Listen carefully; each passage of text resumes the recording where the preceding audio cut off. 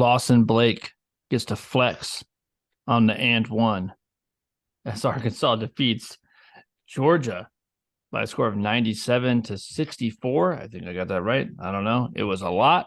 And I think that's the right score. It was something like that. It was by a lot of points. And it's Arkansas looked great. I mean, I don't know what you want to say. I know Georgia's not great, but hey, they've won 6 conference games. We'd only won 7 coming into this, so take that for what it's worth. And Arkansas looked amazing. They turned the ball over almost never. The ball movement looked like the things you can take away that where you're like, oh, that looks good, is stuff like that. Didn't turn the ball over. The offense looked really good. The ball movement looked really good. There's a lot to talk about this game. We didn't do an episode after the Florida game. Jake was gone, and then after a while, it was like, you know what? It was a short turnaround because the Tuesday night game. So we'll talk a little bit about both, and I think that there actually is some correlation between the two, based on how Muss has approached Nick Smith going into the Florida game, and then how that played out in this game. Is that like kind of the big storyline? Yeah, I mean, compared to so the last podcast we did was coming off the A&M game, and I mean that was pretty bleak, because Nick Smith played that game, didn't play extremely well, played okay, and they still looked like they were fledgling. The offense still looked bad at times. Musselman still looked like he had not figured out anything with the rotation. And we were both saying like, okay, now we are kind of on the bubble Yeah. because you just, I mean, you can't expect to win you can't really expect to win any of the last 3 games. um and that's a problem, and what a difference 1 week and 2 games makes, because yeah, the Florida game, it honestly started, I mean, it started just like that A&M game left off. They looked terrible in that first 10 minutes. I think we scored like 6 points in the first 10 whole minutes, and it was like right back to square one. I mean, the offense looked sluggish. They were making bad decisions. They all were standing, like holding the ball. Nobody's movement looked good. There was no bounce. And I mean, like I said, it's hard to remember if you because of the way the Florida game turned out. But that first 10 minutes was like, oh, this isn't going to work. Like Nick Smith's in here. It's just not going to work. And then he inserted Jalen Graham. Mm-hmm. And I mean, we'll see. I think as people scout Jalen Graham, he'll struggle a little bit more from, like once people start really getting some film on him and trying to take away his strengths. Here's the thing about Jalen Graham. The only way for that to work is to double him, because you have to close off that spin, and so you so Yeah, you have to, so you I don't know if that's the only way. I think they like, it's the primary way. You saw, okay, so Georgia tried to take him away tonight. They doubled him. So they sent a second mhm. defender every time he got the ball. So that was like in the scouting report. You could see it. It was obvious. If Jalen Graham's in the game, if he gets the ball on the block, you send a second defender. Fine. As long as he's willing to pass it, fine. Yeah, I agree that it's gonna be tough because I mean I think they didn't do a very good job of making him, and no one has yet made him go to his other hand. You know what I mean? Mm-hmm. Like he wants to go over that one shoulder, and they're not doing a very good job of taking that away from him. But I'm not saying it's gonna be easy because he does have a good step through, and he has that weird little push shot. So it's not like if you take that away, he has no other way of scoring. But at any rate, I think that him going into that game was a big deal, as well as Nick Smith about through the halfway of the first quarter. I mean, I almost saw it in real time where he took his first shot in rhythm that didn't look like he was pressing at all. He did a little like stutter step dribble and just shot a 15-footer from the right hand side, and it went in. It was like, oh, that's the first time he just looked like a basketball player just playing basketball. Everything else has looked like he's been gripping just a little bit, Mm-hmm. and like he wants to make it. He wants to be. I think he wants to show the Arkansas fans that he's good in a tangible way and that he can contribute really bad. And, it's never good to be when you're out on a basketball court thinking of anything else besides just being in the flow. And but I think the Jalen Graham insertion was super important because it looked to me like starting in that little portion where Jalen Graham kind of became a zone buster in a way. It helped that offense really get freed up and Mm-hmm. lubricated, and that got everybody else moving. Um, it looked like even the way he played him the second half and played Nick Smith the second half, it looks like he kind of figured out a new roster, way to play guys and which minutes to give, and it rested in that Florida game. It allowed Walsh to get some rest and then play more aggressively. It felt like it took some burden off of Anthony Black where he could really just facilitate, even Mm-hmm. though he's still attacking. I mean, Anthony Black has been playing impeccable for like 4 games, and Yeah. even in wins and losses, he hasn't had a bad game in 4 or 5 games. Um, but and especially with Council, I felt like Council was like really starting to feel burdened with like you got to put up 25 every game, no matter Mm-hmm. what. And he was starting to take some bad shots instead of just taking the ones that are available, you know what I mean, and playing a lot more free and relaxed, which is the way he needs to play. But and then tonight, it seemed like that was the way. It's like it just felt like Musselman decided he's not going to just be able to play that 7-man super tight defensive rotation and just give it those guys 39 minutes a game and try to beat teams by holding them under 50 points or something like that. It felt like um, he's going to have to accept some defensive liability from not always having your best defensive crew out there, which I think that Graham plays really hard. He just doesn't have, right now the best defensive instincts all the time. I mean, he takes subtle little mistakes where hedging around screens, taking a little bit of a bad angle. You notice it a lot when he's trying to set up for a charge. He's Mm-hmm. almost always just a little out of position, or he's moving. Sometimes he sets it too early, and a guy just steps around him. But still, and even with Nick Smith's going to be coming in for whoever he's coming in for, even though Nick Smith plays great defense, whoever he's coming in for is a better defender than him, whether it's Devo, Walsh, or even Anthony Black. You know what I mean? Like but still, those guys can do something to energize and lubricate that offense that it doesn't matter if you give up a few dumb baskets here or there. Mm-hmm. They're worth way more than that. And it felt like he expanded his rotation and looks like to me now we've got a 9-man rotation and Graham's going to play 20 minutes a game. And, obviously Nick Smith's going to play a lot. And that just means that Devo is going to be more rested and Walsh is going to be more rested. And even Anthony Black can get a little bit more rest. And that's going to make those guys a lot more durable. So, all that said, I mean, I don't want to get way over my skis, but this is the first time all season, these last 2 games where and they weren't the best opponents, but that's not even the point. The offense, dude, we've lost to some bad opponents. You know what I mean? Mm-hmm. Like we've looked bad against some not that great of teams. Yeah. And the way the offense looked tonight and in the second half of the Florida game, it looks totally different. None of that standing around. Everybody has a bounce in their step. Everybody is playing free and loose. And that's the first time where I'm like, I wouldn't be surprised to see this team make a run in the tournament again. I mean, they still, like I said, they're still young, they're still working it out. Nick Smith's insertion into the lineup is just now starting to kind of like there's still a lot of growth there. Probably they'll lose at least 2 out of the next 3 games. I mean, I think if you were betting in Vegas, that's where the smart money is.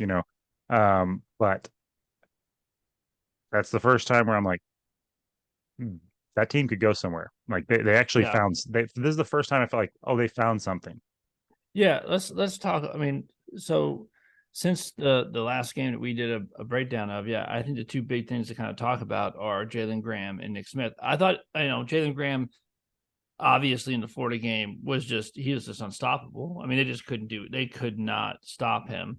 And obviously Castleton was hurt, but they just took advantage of it. Jalen Graham capitalized and they could not stop him. But dude, again tonight, Jalen Graham ends up with 8 points, but he was 3 of 4. He missed one shot. Uh, Mm-hmm. he's playing. Everybody was super efficient tonight, Yeah, dude. he's playing really well, and that's great. You got. I think that's going to be an important thing going forward. You don't need him to play 30 minutes or anything like that, but bringing him off the bench as just like a something. Like what it does is you bring someone like Jalen Graham off the bench, and what it does is it makes the defense have to do something else, which lets the offense do something else, right? Because you can't guard Jalen Graham the same way you're guarding the Mitchell twins. You can't do it. Yeah, he's an offensively minded player. He's gifted offensively in the post. His footwork is great. His finishing ability is, I mean, his touch is soft, dude. I mean, like he can finish in the lane, and that He's a makes you totally choose different him. kind of he's a totally different kind of offensive player as far as when he's setting screens and rolling towards the basket or even popping out, Mm-hmm. to the free throw line. It's a totally different dynamic, and it's a little bit subtle, but the Mitchell twins, because both of them are talented, and sometimes they make great moves down low. Like they'll Mm-hmm. Anthony Black will get doubled, and they'll roll and they'll catch the ball, and then a couple of dribble back ends and that little sweet baby hook. But if you notice, it's so much slower. Mm-hmm. It's so much slower, and it doesn't work from the same distance. I mean, Graham is way more deadly from 15 foot. And I don't mean with his shot. I mean with the ways that he can score. You don't want one of the Mitchell twins trying to make moves 15 foot out. You know what I Yeah, mean? yeah, And Graham did overdo it a little bit tonight. There was twice where he probably didn't. I think he tried to drive from the 3 point line one time and got it knocked out, and another time we tried to go coast to coast. But still, I mean, he's got better handles, he's got better body control and more ways of finishing. He's got that push shot, and he's got a very soft touch, and he gets the ball up on the rim yeah. one way or another. He doesn't get blocked very often. I No, mean, he'll spin, or he's got that nose for the bucket where eh, sometimes he get, like I said, he has a very soft touch and it rolls around, but he almost always finds a way to flip that ball up and get it on the rim. yeah, yeah. What did you? Let's transition here to Nick Smith, who obviously tonight was great. I mean, I so he is 9 of 14. That's crazy efficient. 5 of 8 from three. That's crazy efficient. 3 or 4 from the free throw line. 2 assists. He only had 1 turnover the whole game. 26 points. Uh, how much of a difference does it make to have a guy like Nick Smith? So with Devo, who's now like become a pretty good spot up shooter, when you put a guy like Nick Smith, who by the way, his shot's quick, dude. He Mm-hmm. didn't need a lot of space. That's gotta make just gotta. I mean, I'm not speculating here. That makes everything easier. Like part of the reason like the offense looks the way it does tonight is because you have to account for him. Yeah, and he does bring. I mean, he brings the shooting and the ability to shoot off the dribble. Him and Council can both shoot off the dribble. Only he can shoot from deeper off the dribble. But I mean, although he's not doing that a whole lot, he's mostly shooting spot up threes. I didn't think Um, I thought tonight, oddly enough, I think you kind of alluded to this, but he scores 26 points. He didn't really force anything. who's that? Nick Council Smith. Nick or Smith. I Nick thought, Smith? Oh, yeah, Nick Smith. I thought like Nick Smith forced a couple of things early. I get it. He was trying to get going and he's trying, to mhm. juice. There's a lot of adrenaline. I thought tonight he kind of let the game come to him and he was awesome. Dude, I thought they all shared the ball really well because like you can tell. I think you can tell Graham is. I mean, I don't know, but like he seems like the kind of guy that like might have been a ball hog when he was the best team on the best player on the team, and the kind of guy that if you pass it to him, you can just like start jogging backwards because and start playing defense. But and even when he gets it going, even in the Florida game where he just, I mean, basically had a green light because he was just heat checking everything, but he still wasn't just a black hole. He does catch the ball and survey for the cutters, and if he dribbles, if the double team comes, he kicks it back out. I Hmm. mean, he's a very willing passer. I mean, I'm sure that's partially because if he's not, he knows Musselman will pull him out, but he's not overshooting. You know No, what I mean? He's not like, oh, I'm hot and I want to be a hero and I'm just going to throw up crazy stuff. He's he's relatively disciplined for a guy who appears to me to be kind of be addicted to scoring, yeah. and you don't always see that. Sometimes you see a guy, especially if he gets hot, just start, becoming addicted to throwing it up there. I'll tell you what, Um, Arkansas is hard to beat if they go 11 for 20 from the 3 point line. yeah, well, and that's the other thing is, I mean, I don't really want to see Council probably shoot that many threes because, but tonight I just felt like those threes weren't as bad because he was just there wasn't the same tension. I mean, obviously, partially because of the lead, but even early when we didn't have a lead or as big a lead, um, he just shot with a lot more freedom. You know what I mean? It didn't seem like he was shooting out of desperation. Um, and I felt like he played like that all night. You know what I mean? How efficient was? I mean, I know we shot a really high percentage, so everybody was efficient, but I felt like Council didn't. Did he miss a shot? Like it felt like he was either dunking or he hit a couple of threes. Yeah, I mean, he was 9 of 16, which is fine. That's well over 50%. He was 3 of 6 from the 3 point line. That's 50%. I mean, as a team, we shot, 64% for the game. We shot 55% from the 3 point line. The only thing that we didn't shoot that well from was the free throw line, which we were 12 of 22, which were, this is just under 55%. But Yeah, I was gonna say that was the ugliest part of it. The only thing about this game that was like just annoying and hard to watch was they got into both teams were in the bonus with 10 minutes to go, and it was like, great, yeah, we have to watch 50 free throws in the next 10 minutes. yeah, I know this. Arkansas hits 11 threes and they only turn the ball over 5 times. And that's, you can beat anyone doing that. I mean, five Yeah, turnovers for the whole game, dude. and the fact of the matter is they're not going to do that. They're not going to No, shoot for that well from three, and they're not going to have that few turnovers. But you don't have to beat every team by 30 either. You know what I no, mean? We don't need that game every game. We just need dude. half of that. It's funny. So you can tell people this is true.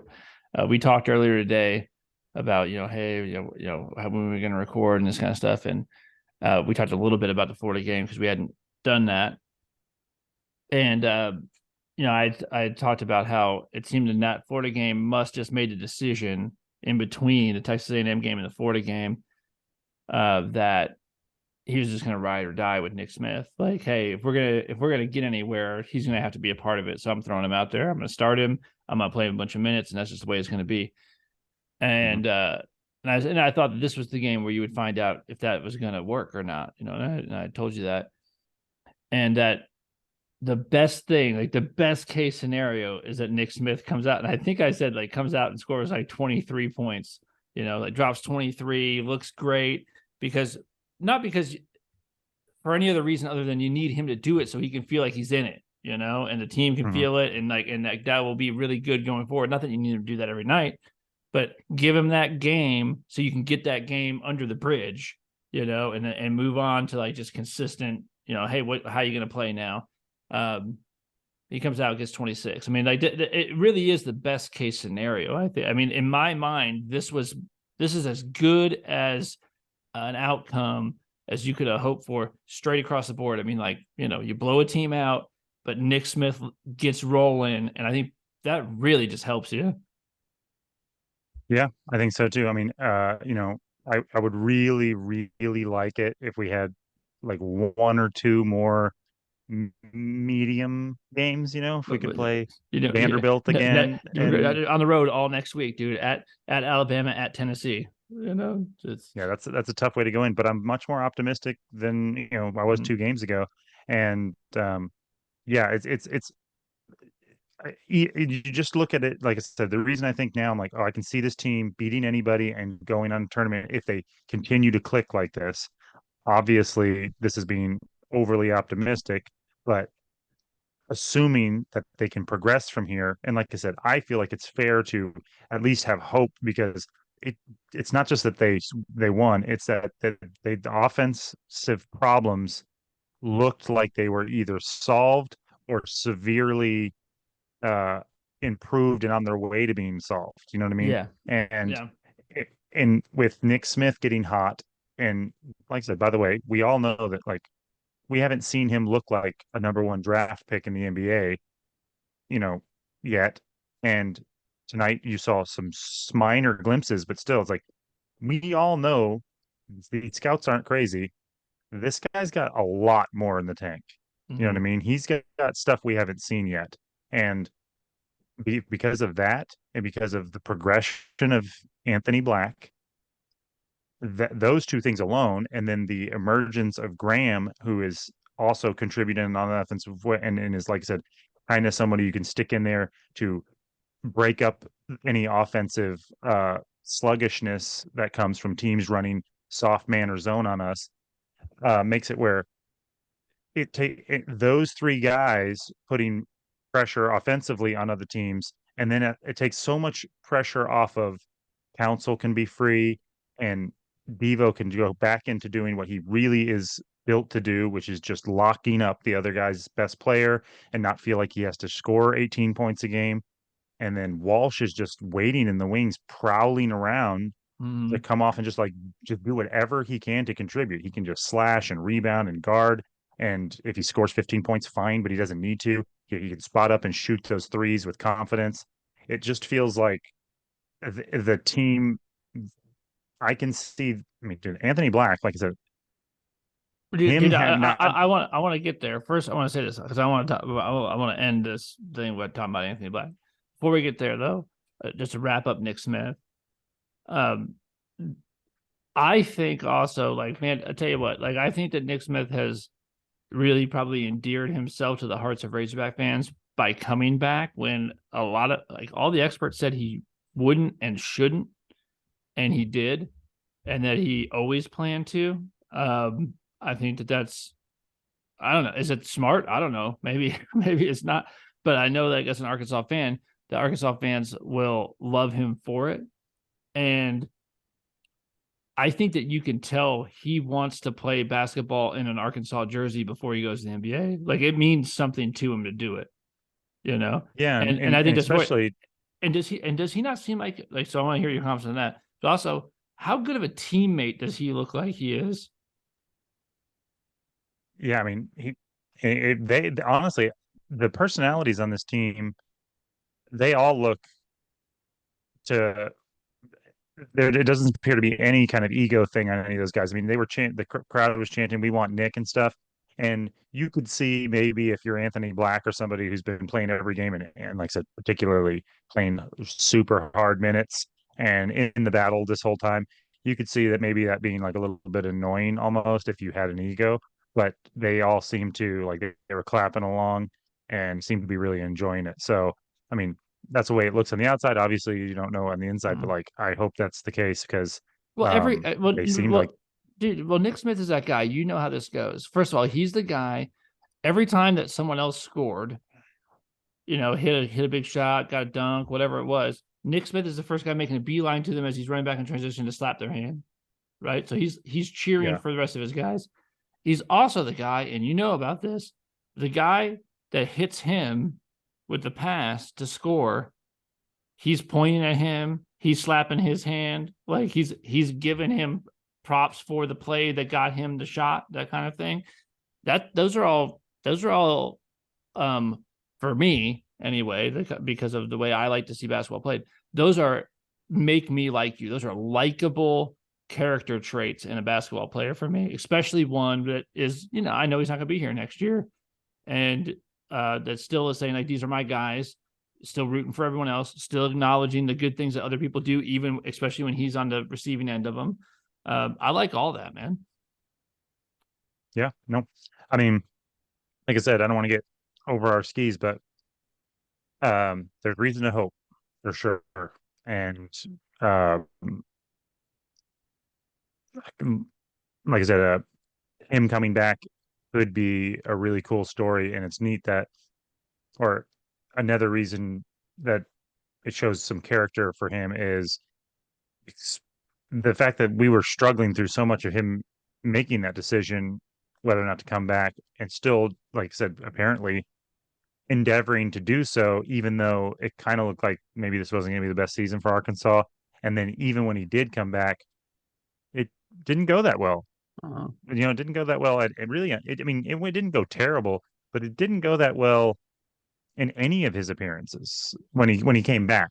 Like mhm. he did okay, and they lost the majority of those games, and he still has stuck it through. And like I said, it's just 2 games, but it looked different. I think I don't think I'm being myopic and just a homer. I mean, I'm pretty much a pessimist, but I started, like I said, tonight I started to go, is he gonna do it again?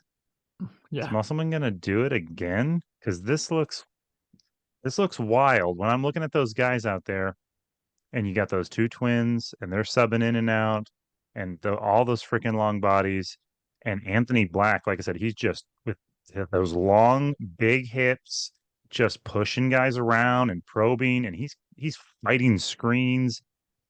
I'm just like it to me, Anthony Black's body language, it's hard to put your finger on it, but it looks way different these last like 5 games than it did.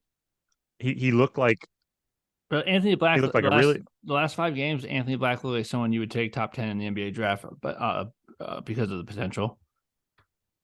yeah, because he to me this is I mean maybe other people saw it differently. The way I experienced Anthony Black's season was like baby faced kid, really talented freshman, came out with a lot of high hopes, played the competition wasn't that great, and he kind of excelled and looked pretty good. But like I said, Looked we talked awesome about and it. He wasn't looked awesome in Maui. right. And then like he wasn't really scoring that much. He was doing okay, and he wasn't really getting that many assists. He was getting a lot of rebounds and playing good defense for his position. But then it kind of felt like he hit a wall where it was like he I mean, obviously he had his knee issue and he just got beat up. It was like I mean, he's an 18-year-old kid. He's just playing with men and they were just beating him up. And I mean, like figuring out how hard the screens are going to be, how hard the defense is when you go through there, how much they're going to allow them to slap at your hands and stuff, and how strong these players are and how quick they are. It felt like he got a little bit behind for a few games. And I mean, he was beat up, but then it feels like he figured it out. And the way I've seen it, he just looks like he grew up in these last couple of games. He's like, okay, that's how that's the speed of this next level. I got it. I'm healthy now, and he feels like a real problem to me. And now the Yeah, fact that all of it's not on his shoulders, and he can just kind of facilitate. Like I said, I mean, they got a lot of weapons, dude. I mean Anthony Black the last 5 games, yeah, has looked like um I mean, like I said, I mean, he looks like a guy that you understand is not going to be here next year. He looks like that dude because he looks like he looks unique. Mm-hmm. Like the other teams don't have an Anthony Black. Like he's a unique player. I think his passing has improved. Um, his shot selection is been good always. His running the offense, his defense, the way I mean his rebound, he just is he. There was that one play in this game where everything was switching around, and then somehow he was in the post with the other team's point guard on him, just posted that, and you're just like, dude, what are you supposed to do about that?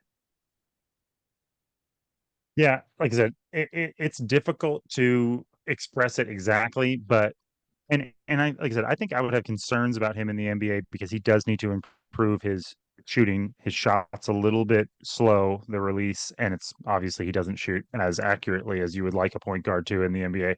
Hey, he was But the five. thing that he's 5 of 7, 10 points, 8 assists.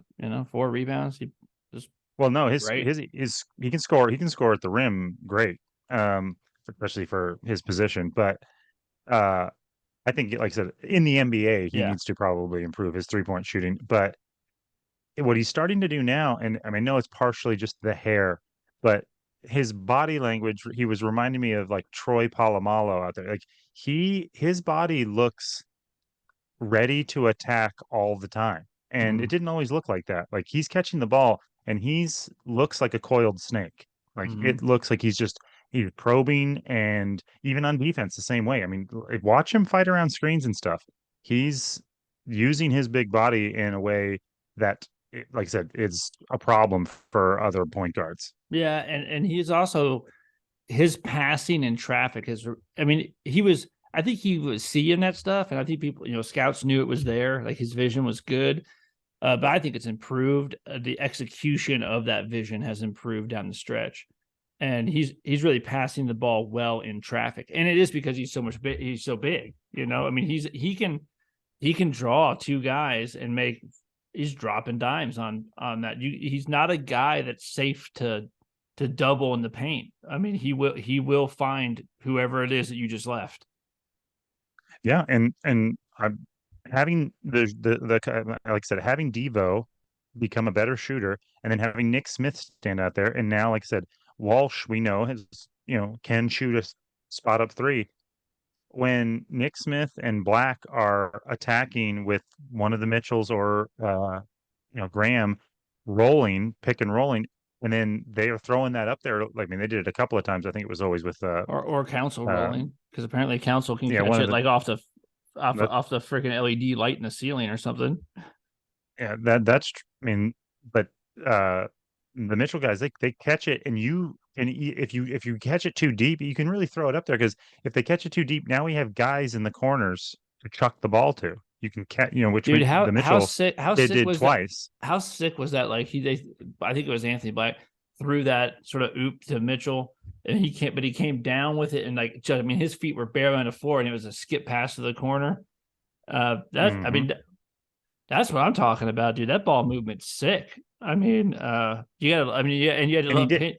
Pinion coming in and being like, "Oh, by the way, I can still shoot too. Let me just knock down two corner threes in a couple of minutes I get." It's good, man. I mean, I don't know. I'm sure Pinion's not going to get a ton of minutes the rest, going forward, and but I think that next year, I think Pinion's going to play. And we'll see what transfers we bring in and stuff, but I think he's got some playing time coming up, but you got more guys now. I mean, like, I don't know if a team's like really insistent on like packing the paint. I mean, what happens if you say, all right, fine, my three guards are going to be Anthony Black, Nick Smith Jr., and Joseph Pinion. They play zone now. And like I said, I mean, dude, you just, in life and in basketball, which is like life, you just never know when the hard times could be the thing that changes something in your life or causes you to do something. The pressure of, you know, hard times that makes you into something that is beneficial in the future, that if you didn't have those hard times, you wouldn't have the same perspective, or Mm-hmm. you wouldn't have made the same choices. And it, as bad as it sucked losing all of those games in conference, and you never would want to play without Nick Smith or whatever, but you just don't know how much forcing, like when our perimeter woes were just ridiculous, and then Devo is apparently in Living the in the gym gym. till 3 in the morning trying to Yeah. improve his 3 point shot, and now it is massively improved, and he's got a lot more confidence in it. And then Anthony Black has had the weight of the entire, like, you better do something and figure out some way to score. You just don't know how those things now have molded those guys and hardened those guys, and if you'd had Nick Smith in there the whole time, maybe that's not the case. You know what I mean? Mm-hmm. Maybe when you never know how that's going to unfold in March and could work to your benefit. So, Yeah. I and love we it, all know dude. when March is all's well that ends well, and this hasn't ended well yet, but there's at least a spark of hope that Musselman Oh, could dude, maybe work the magic again. this next week is the week. We'll see it. We'll see how the podcasts go next week. But and I'm Well, the not thing saying is, I don't even. we don't have to win those games. This is all about how we look. I'm just um tell you what, dude. I'm gonna be a happy Razorback fan at the end of next week if we split. I mean, I'll be ecstatic. I mean, I'll take Oh both yeah, Texas, Tennessee, and Alabama on the road, dude. I'll take one of those right now and feel great going down the I mean, stretch. I- I'll take one of the next three, honestly. Like, I just don't want to lose all three of those. We And got to like I get one said, of I those three. I feel like like I said, they have an opportunity. I mean, it's a bummer that they have to play three good teams, and but it's also an opportunity, like, Mm-hmm. to absolutely get yourself off the bubble. I mean, like I said, I think if you win two of the next three, you're, slam the door, you're in. If you that one of the next three, I think you're still kind of You're probably need to in. do. You're probably in. You're Yeah. probably in, but you need to probably do something, and maybe in the SEC tournament. But like I said, you have an opportunity. I mean, it's not. I don't think they're going to win all three, but you, it's out there. It's not Yeah. impossible. And like I said, I don't even think you have to do that. I think just if they can keep building on this progress, and like I said, and what really matters is March and what happens once you get in there, and you just got to keep winning one game at a time. So if they can just do enough, I don't they don't need to beat Alabama or Tennessee, even though let's please do. But if they can just improve, keep this going, keep it close, play well, be respectable, and keep moving forward and growing with this whole lineup and the chemistry there, so that in the 2 weeks, is it 2 weeks, three Yeah. weeks, uh, you can have all of the kinks hammered out and really try to put a run on, yeah, in March. Yeah. So For it, player of the game. Yeah, I guess you got to is give it it to Nick. Council or is it Nick Smith? I think it's Nick Smith. You got to give it to Nick Smith. Thanks for coming back, Nick. Glad you had that game. And you had five How threes. much did Council? How many did Council end up with? Let's see. And they scored a bunch of points between the two of them. Let's see here. Nick Smith goes for 26. Ricky Council goes for 22. Okay, So, yeah, and it's definitely Nick Smith. there you go. There you go. Hey, it's going to be a fun week next week. Hey, Jimmy Chipwood has decided he's going to play ball again. So you never know how this thing ends. That's right. If you don't know that reference, are you a basketball fan? I don't know. Probably not. All right. All right, man. Well, I'll see you on next week. All right, dude. See ya. Bye.